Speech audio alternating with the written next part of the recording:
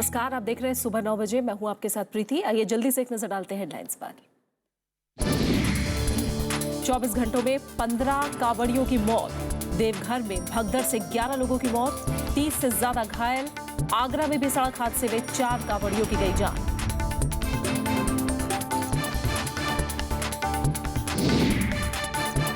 लोकसभा में जारी रह सकता है कांग्रेस का विरोध। 25 निलंबित सांसदों की आज सदन में वापसी।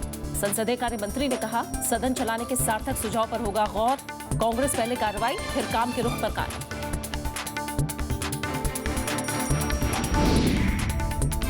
शांति समझौते में नगा रीति रिवाजों का होगा सम्मान। नागालैंड के मुख्यमंत्री ने कहा, असम, मणिपुर और अरुणाचल में भी होगा लागू। कांग्रेस ने मुख्यमंत्रियों से चर्चा नहीं करने का आरोप दोहराया।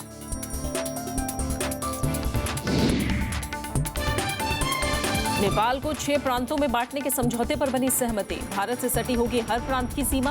अगस्त के अंत तक मिल सकता है नेपाल को नया संविधान। और जकार्ता में आज से विश्व बैडमिंटन चैंपियनशिप। पी कश्यप और एच.एस. प्रणय के मुकाबले।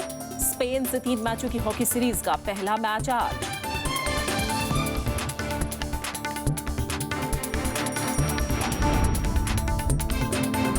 उस वक्त की बड़ी खबर से शुरुआत करेंगे। झारखंड से खबर है, देवघर के बाबा धाम मंदिर में आज सुबह मची भगदड़ में 11 लोगों की मौत हो गई है।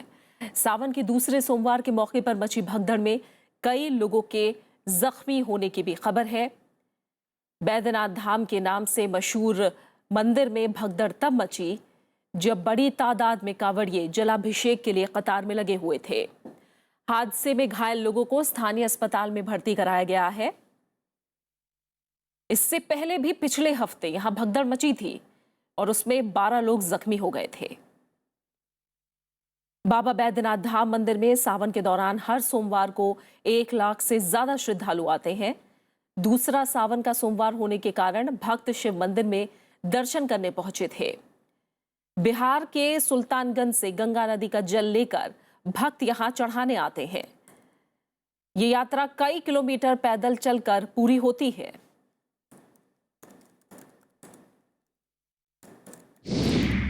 भगदड़ होने की खबर मिली है बेला भवन में, और वहीं से मैंने कुछ वहाँ घायल और कुछ लाश बॉडी को लाया गया है। डॉक्टर लोग इलाज कर रहे हैं, देख रहे हैं उसमें कितना मैंने डेड हुआ कैजुअलिटी। और डॉक्टर सब जो है हमारे ड्यूटी पर लग गए हैं, एम्बुलेंस हमारे दौड़ रहे हैं।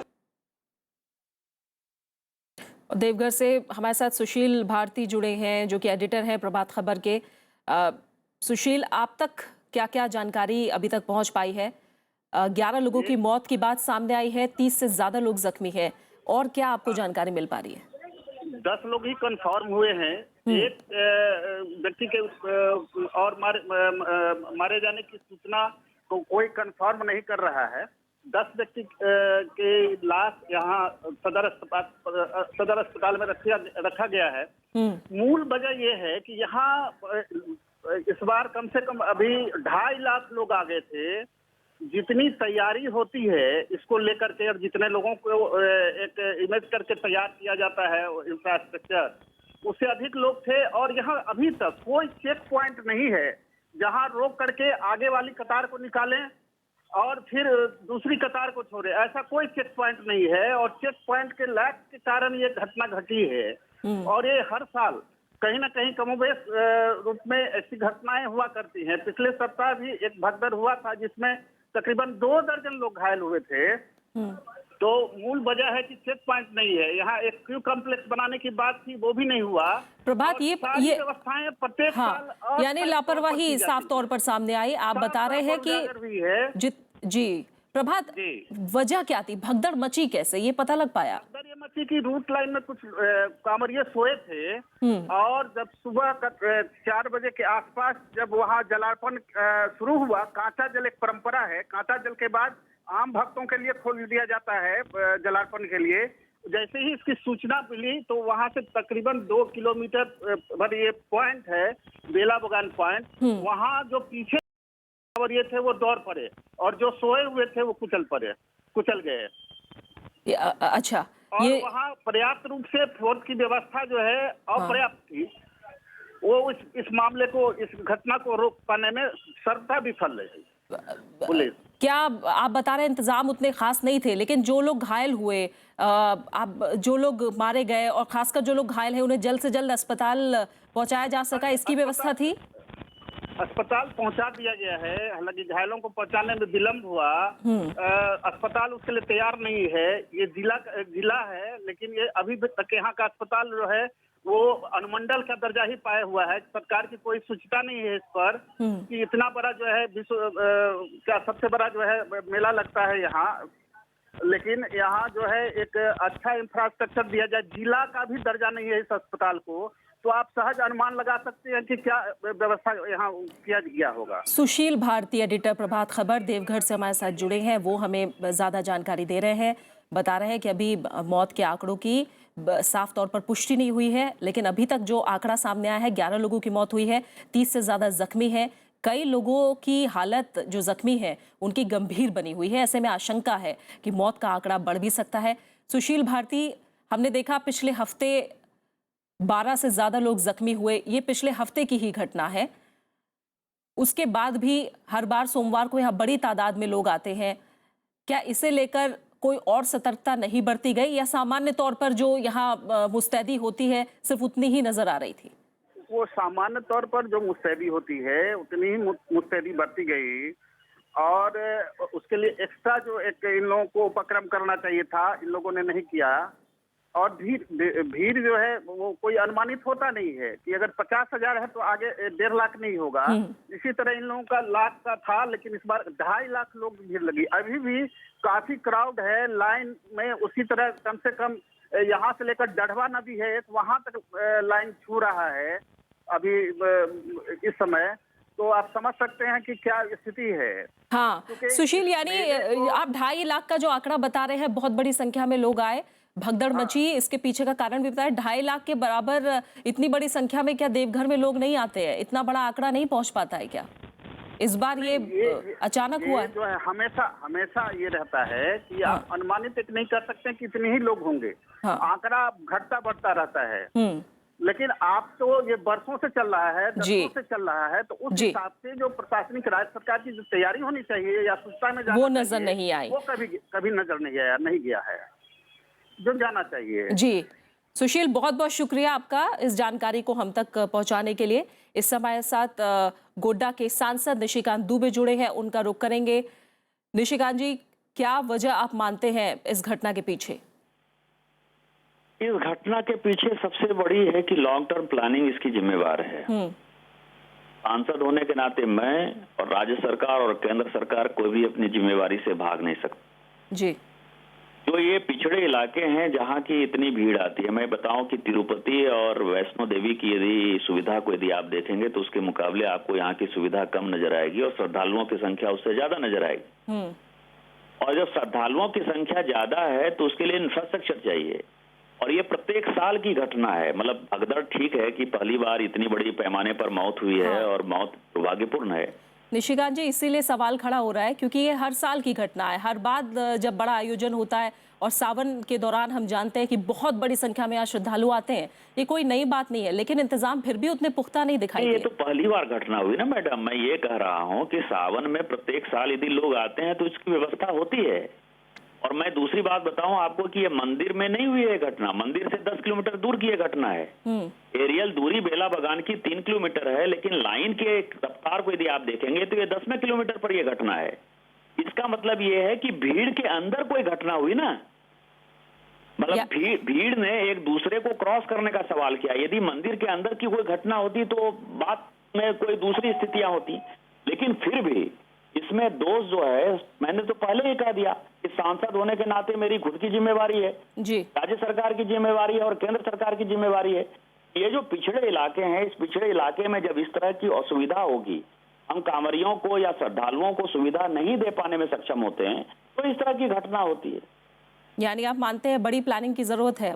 100% मैं मानता हूँ बड़ी प्लानिंग की आवश्यकता है, और लगातार 6 साल से इसके लिए मैं प्रयास भी कर रहा हूँ। आज वो बताने की आवश्यकता नहीं है कि मैं क्या कर रहा हूँ, मैं इतना ही कह सकता हूँ कि दुर्भाग्यपूर्ण घटना है और हम सभी उसके दोषी हैं।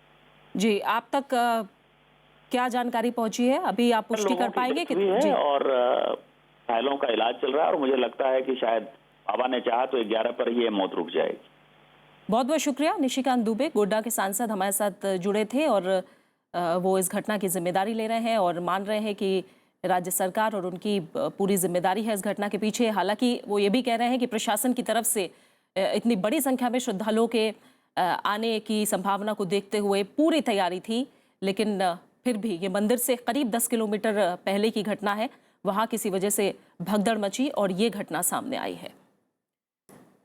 और इस बीच आपको बता दें कि उत्तर प्रदेश के आगरा में कल सड़क हादसे में 4 कांवड़ियों की मौत हो गई। हादसा कल आगरा के एतमादौला इलाके में हुआ। तेजी से आ रहे एक ट्रक ने 10 कांवड़ियों को टक्कर मार दी।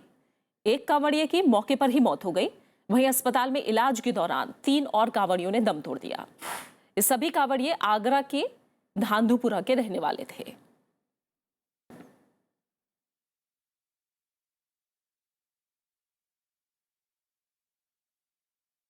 तो आगरा से भी 4 कांवड़ियों की मौत की खबर है।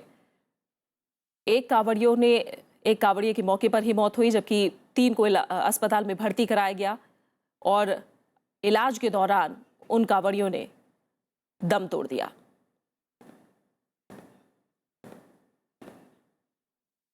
सड़क हादसे में 4 कांवड़ियों की जान गई। कल आगरा के एतमादौला इलाके में यह सड़क हादसा हुआ। तेजी से एक ट्रक आ रहा था जिसने 10 कांवड़ियों को टक्कर मार दी।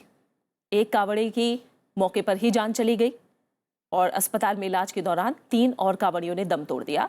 ये सभी कांवड़िया आगरा के धांधुपुरा इलाके के रहने वाले थे। कुछ और अहम खबरें। मॉनसून सत्र की कार्यवाही में अब सिर्फ 4 दिन बचे हैं, लेकिन सरकार और विपक्ष के बीच गतिरोध खत्म होने के आसार नहीं है। संसदीय कार्य मंत्री एम वेंकैया नायडू ने अहम बिल पारित कराने में विपक्ष से मदद की अपील की है। कांग्रेस के 25 निलंबित सांसद भी आज से फिर लोकसभा की कार्यवाही में हिस्सा लेंगे। कांग्रेस ने विरोध जारी रखने पर फिलहाल कुछ नहीं कहा है। संसदीय कार्य मंत्री एम वेंकैया नायडू ने भूमि बिल के अलावा जीएसटी जैसे आर्थिक सुधार के अहम बिल पारित कराने के लिए कांग्रेस से सहयोग की अपील की है। संसदीय कार्य मंत्री ने कहा कि कांग्रेस समेत सभी विपक्षी दलों को सदन में आकर अहम मुद्दों पर चर्चा करनी चाहिए। If there is a meaningful suggestion, government is willing to consider that suggestion. It is the duty of the government and the opposition jointly to run the parliament smoothly. If 10 people say or 40 people say, we will go to the well of the house, we will raise slogans against the Prime Minister, and we want to go out. If the Speaker takes action, we will go and attack her house. Then what can anybody do? सरकार के नए प्रस्ताव के बावजूद कांग्रेस के रुख में नरमी के संकेत नहीं है। पार्टी का कहना है कि ललित मोदी मामले और व्यापम घोटाले में सरकार पहले कार्रवाई करे और फिर सहयोग की अपील करे। हमारा विरोध कि संसद बिना कुछ न्यूनतम मिनिमल एक्शन के बिना नहीं चल सकता, सैद्धांतिक है। वो एक्शन सरकार जानबूझकर जिद और ईगो के कारण उसके बारे में बात भी नहीं कर रही है, सोच भी नहीं रही है, उसको कार्यान्वित नहीं कर रही है। इसलिए हमारा सैद्धांतिक विरोध नहीं बदल सकता।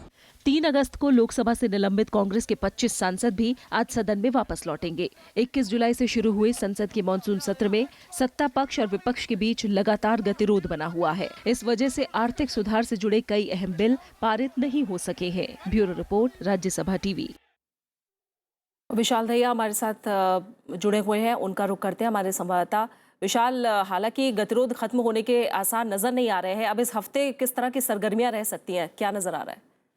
देखिए, आखिरी 3-4 दिन बचे हैं इस सत्र के बीती और आपने ठीक कहा, जिस तरह के बयान दोनों तरफ से आ रहे हैं, सरकार और विपक्ष दोनों ही तरफ से, उससे इस बात का आभास कतई नहीं होता कि ये जो गतिरोध है वो समाप्त हो पाएगा। हालांकि सरकार की तरफ से एक बार फिर अपील की गई है विपक्षी पार्टी, खासतौर पे मुख्य विपक्षी दल कांग्रेस को, कि जो आखिरी समय बचा है इस सत्र का, उसमें जो महत्वपूर्ण विधेयक हैं, खासतौर पे जैसे जीएसटी से संबंधित जो संविधान संशोधन विधेयक है, उसको पारित कराने में विपक्ष की मदद सरकार ने मांगी है। लेकिन विपक्ष ने एक बार फिर साफ किया है कि जो उनकी मांग रही है, यानी कि इस्तीफे की जो मांग है व्यापम और ललित गेट घोटाले में, उस मांग से पीछे विपक्ष हटने को तैयार नहीं है और वो उस मांग को सरकार पहले ही खारिज कर चुकी है और उस मांग को मानने के लिए सरकार कतई तैयार नहीं है। तो ऐसी सूरत में मुश्किल दिख रहा है कि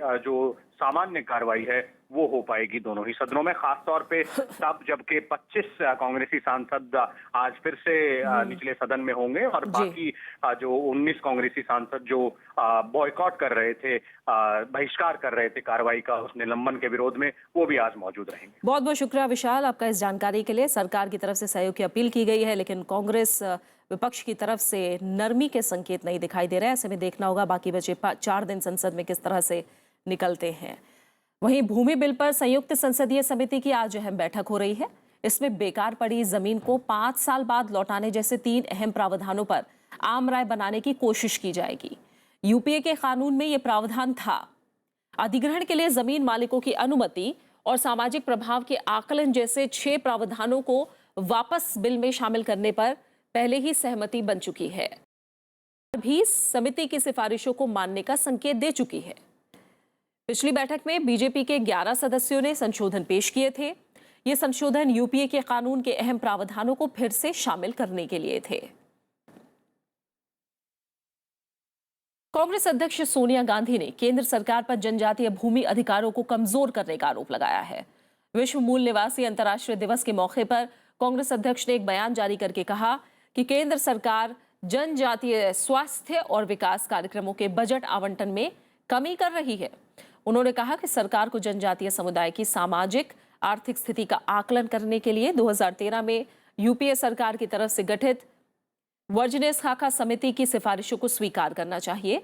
समिति ने देश की जनजातियों को और मुख्यधारा से अलग पड़ने से रोकने और उन्हें संसाधनों पर व्यापक नियंत्रण देने के लिए कानून में बदलावों की सिफारिश की थी। सोनिया गांधी ने यह भी कहा कि पर्यावरणीय कानून और जनजातीय भूमि अधिकार को कमजोर करने की सरकार की योजना आदिवासी कल्याण के लिए गंभीर खतरा है। जीएसटी विधेयक को लेकर कांग्रेस और वाम दलों के विरोध के बीच गृहमंत्री राजनाथ सिंह ने इसे संसद से पारित कराने के लिए सभी पार्टियों से सहयोग की अपील की है। रविवार को दिल्ली में व्यापारियों के सम्मेलन में गृहमंत्री राजनाथ सिंह ने कहा कि सरकार व्यापारियों के हितों के मद्देनजर विधेयक में जरूरी संशोधन के लिए तैयार है। जीएसटी विधेयक लोकसभा में पारित किया जा चुका है, लेकिन कांग्रेस, एआईएडीएमके और वाम दलों के विरोध के चलते राज्यसभा में इसे पारित नहीं किया जा सका है। ये पार्टियां विधेयक में बदलाव चाहती हैं। विधेयक को राज्यसभा से पारित कराने के लिए 2/3 बहुमत की जरूरत है। साथ ही कम से कम आधे राज्यों की विधानसभाओं की मंजूरी भी जरूरी है। सरकार का इरादा जीएसटी को 1 अप्रैल 2016 से लागू करने का है। गृहमंत्री ने यह भी कहा है कि सरकार की खुदरा व्यापार में प्रत्यक्ष विदेशी निवेश की अनुमति देने की अभी कोई योजना नहीं है। मैं अपील करना चाहता हूं अपनी हिंदुस्तान की सारी राजनीतिक पार्टियों से कि संसद में समर्थन प्राप्त होना चाहिए ताकि हम जीएसटी को, ये जीएसटी का बिल, इसे हम पूरी तरह से पास कर सकें। जीएसटी बिल को लेकर यदि भविष्य में व्यापारियों के समक्ष किसी भी प्रकार की कोई कठिनाई पैदा होगी तो भविष्य में पुनः व्यापारियों के हितों को ध्यान में रखते हुए हम उसमें संशोधन करने के लिए भी तैयार रहेंगे। नागालैंड के मुख्यमंत्री टीआर जिलियांग ने कहा है कि NSCN-IM के साथ शांति समझौते में नगाओं के रीति रिवाजों और भूमि प्रबंध प्रणाली का सम्मान होगा। यह समझौता नगाओं के सभी इलाकों यानी मणिपुर, असम और अरुणाचल प्रदेश में भी लागू होगा। इधर कांग्रेस ने कहा है कि केंद्र सरकार के बयान से साफ है कि शांति समझौते के प्रारूप पर पूर्वोत्तर के राज्यों से चर्चा नहीं की गई। प्रधानमंत्री नरेंद्र मोदी से दिल्ली में मुलाकात के एक दिन बाद नागालैंड के मुख्यमंत्री टीआर जेलियांग ने शांति समझौते के प्रारूप पर बात की। उन्होंने कहा कि अंतिम समझौते के लिए तय फार्मूले पर सभी पक्षों से बात होगी। This peace accord is only a formula to start the process of final solution. So it is not a final agreement. Nagaland के मुख्यमंत्री ने कहा कि नागाओं की स्वायत्तता की मांग को ध्यान में रखकर ही आखिरी समझौता होगा। This Naga issue does not pertain to only Nagaland. Naga problem is covering the entire Naga contiguous area. So that respecting the traditional land holding system or customary system, it covers the entire Nagas, wherever they are.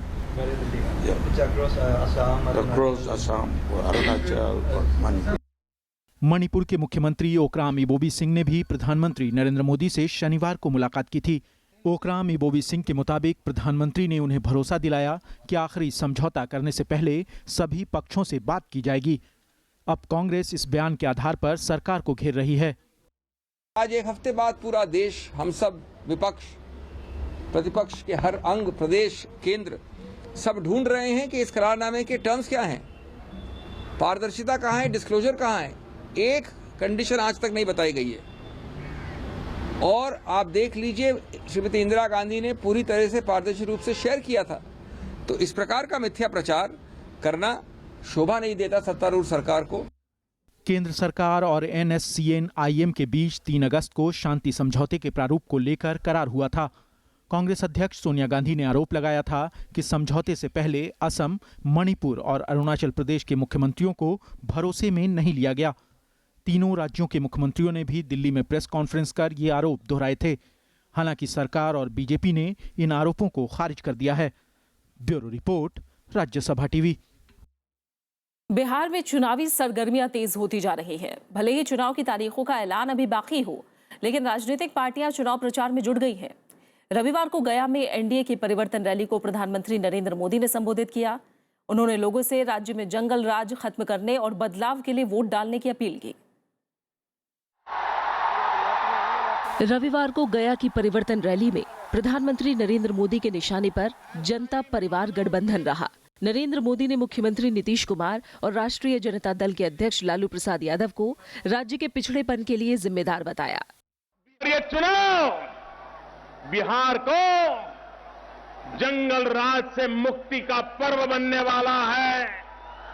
ये चुनाव बिहार में अहंकारी हुकूमत से मुक्ति का पर्व बनने वाला है। प्रधानमंत्री ने पिछले दिनों पटना में हुई बीजेपी नेता की हत्या का भी जिक्र किया। नरेंद्र मोदी ने कहा कि लोगों का फैसला राज्य का भाग्य बदलेगा। यही लोग दिल्ली की सरकार को चलाते थे और आज वही लोग साथ मिलकर के बिहार के लोगों को फिर से एक बार जंगल राज की ओर घसीटने के लिए अपने निजी स्वार्थ के लिए तैयार बैठे हैं। वहीं पार्टी अध्यक्ष अमित शाह ने जेडीयू पर चुनाव में बेतहाशा पैसे बहाने का आरोप लगाया। उन्होंने कहा कि बिहार की जनता का पैसा नीतीश कुमार चुनाव प्रचार पर खर्च कर रहे हैं।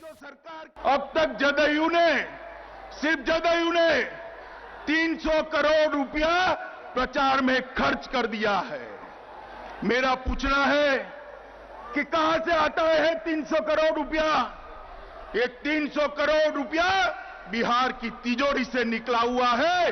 बिहार की गरीब जनता का 300 करोड़ रुपया है। इससे पहले प्रधानमंत्री नरेंद्र मोदी ने 25 जुलाई को मुजफ्फरपुर में परिवर्तन रैली को संबोधित किया था।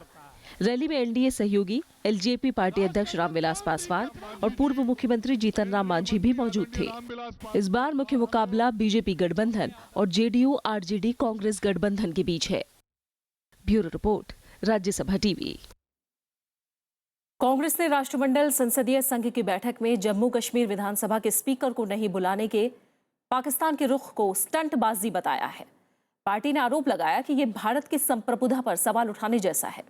विपक्षी दल ने सम्मेलन के बहिष्कार की सरकार की घोषणा का स्वागत किया है। राष्ट्रमंडल संसदीय संघ की बैठक इस्लामाबाद में 30 सितंबर से 8 अक्टूबर तक होनी है। पाकिस्तान का कहना है कि जम्मू कश्मीर के स्पीकर को बुलाने से उसके रुख पर असर पड़ेगा।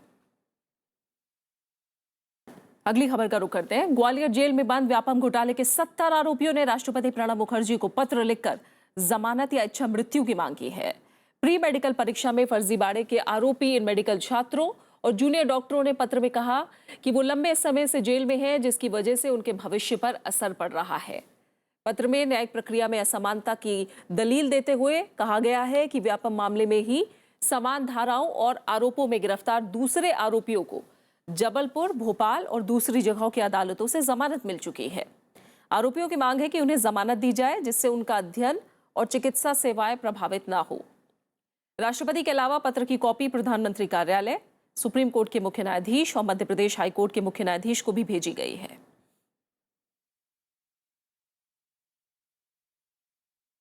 जम्मू कश्मीर में नियंत्रण रेखा के पास कुपवाड़ा जिले के केरन और तंगधार सेक्टर में कल सेना ने घुसपैठ की कोशिश को नाकाम कर दिया। इस दौरान 2 आतंकवादी मारे गए और 1 सैनिक शहीद हो गया। सेना के मुताबिक केरन सेक्टर में नियंत्रण रेखा के पास उसने घुसपैठ की कोशिश कर रहे 2 आतंकियों को मार गिराया। वहीं तंगधार सेक्टर में तायावन के रागरी पोस्ट के नजदीक सुरक्षा बलों और घुसपैठ कर रहे आतंकियों के बीच मुठभेड़ में 1 जवान शहीद हो गया और 2 जख्मी हुए। दूसरी तरफ बांदीपुरा जिले के गुरेज सेक्टर में तलाशी अभियान के दौरान हुई दुर्घटना में सेना के एक अधिकारी की जान चली गई। कैप्टन प्रेम कुमार कृष्ण पाटिल नियंत्रण रेखा के नजदीक अभियान में फिसलकर खाई में गिर गए, जिससे उनकी मौत हो गई।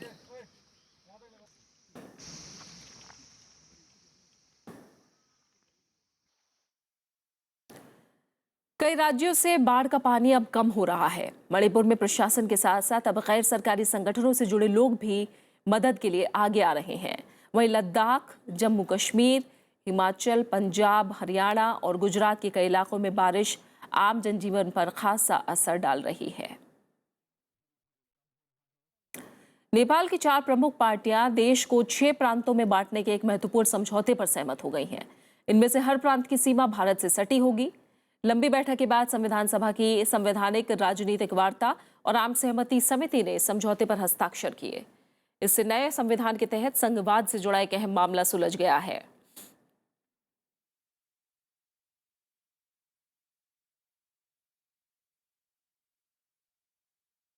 इंडोनेशिया की राजधानी जकार्ता में आज से विश्व बैडमिंटन चैंपियनशिप शुरू हो रही है। साइना नेहवाल और किदाम्बी श्रीकांत की अगुवाई में भारतीय बैडमिंटन खिलाड़ियों को चैंपियनशिप में पदक जीतने का प्रबल दावेदार माना जा रहा है। वहीं बात हॉकी की करें तो भारतीय हॉकी टीम आज स्पेन के खिलाफ होने वाली 3 मैचों की टेस्ट श्रृंखला का पहला मैच खेलेगी।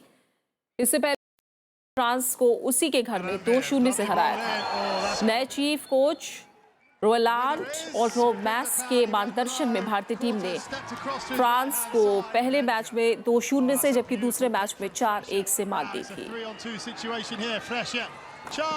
और खबरों के साथ ही फिलहाल इस बुलेटिन में इतना ही। आखिर में एक नजर हेडलाइंस पर। 24 घंटों में 15 कांवड़ियों की मौत। देवघर में भगदड़ से 11 लोगों की मौत, 30 से ज्यादा घायल। आगरा में भी सड़क हादसे में 4 कांवड़ियों की मौत। लोकसभा में जारी रह सकता है कांग्रेस का विरोध। 25 निलंबित सांसदों की आज सदन में वापसी। संसदीय कार्य मंत्री ने कहा सदन चलाने के सार्थक सुझाव पर होगा गौर। कांग्रेस पहले कार्रवाई फिर काम के रुख पर कायम। शांति समझौते में नगा रीति रिवाजों का होगा सम्मान। नागालैंड के मुख्यमंत्री ने कहा असम, मणिपुर और अरुणाचल में भी होगा लागू। कांग्रेस ने मुख्यमंत्रियों से चर्चा नहीं करने का आरोप दोहराया। नेपाल को 6 प्रांतों में बांटने के समझौते पर बनी सहमति। भारत से सटी होगी हर प्रांत की सीमा। अगस्त के अंत तक मिल सकता है नेपाल को नया संविधान। जकार्ता में आज से विश्व बैडमिंटन चैंपियनशिप। पी कश्यप और एच एस प्रणय के मुकाबले। स्पेन से 3 मैचों की हॉकी सीरीज का पहला मैच आज।